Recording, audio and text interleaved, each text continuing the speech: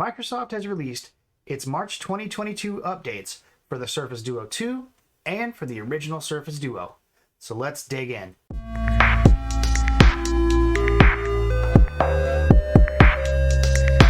The March 2022 update is out for the Surface Duo, and it is a chunky boy.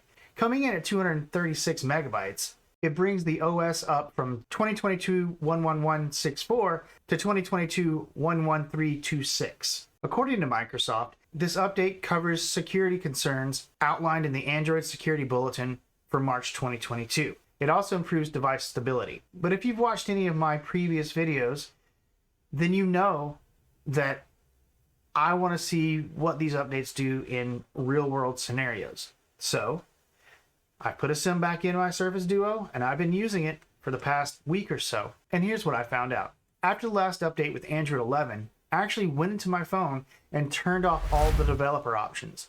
I wanted to see what the closest thing to a fresh install would look like on my phone. I didn't want to increase the animation speeds by cutting down the time they took to activate, and I just wanted to see what it would feel like to just naturally have the phone. I can tell you right off the bat that even since the last update, the switching between screens has greatly improved. I have not had one situation yet where flipping the screen around did not activate the correct screen. Now, I've tested this on both screens and with various different apps with similar results.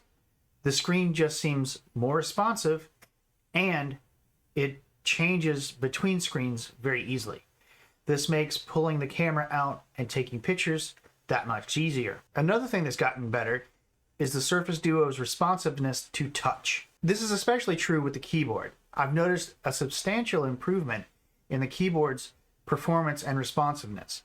From texting to sending emails to shopping on eBay and Amazon, using the keyboard is a lot faster and smoother than it has been in previous updates. Next up is the camera. Now, I haven't noticed a great improvement in the camera on the original Surface Duo, but that's kind of to be expected with the optics that Microsoft went with.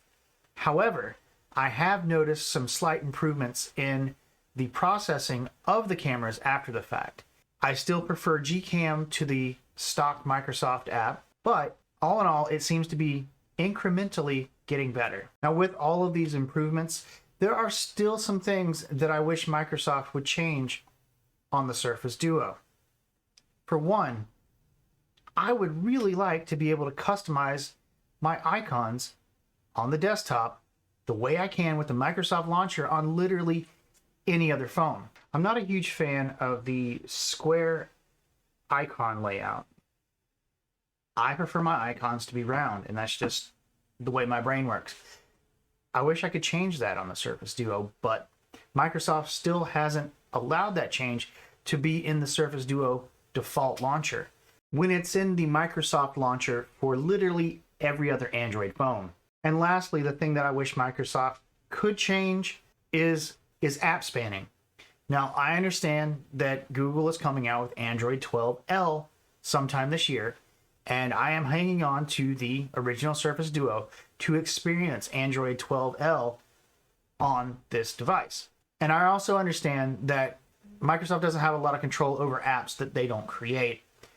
But to only have apps like Outlook span across both screens and have emails on one side and their details on the other, or OneNote with the lists of notes and the details on the right-hand side, to have almost no other app work that way is kind of frustrating. I know that's not Microsoft's fault, and that's why I'm holding out for Android 12L. I will install that on this phone when the time comes, and I will talk about it right here on this channel. And that was kind of my not so deep dive into the latest update from Microsoft on the Surface Duo. I have been carrying this around and using it as a secondary device, not a primary device. My current primary phone is a Samsung Galaxy Z Flip 3, which I am loving.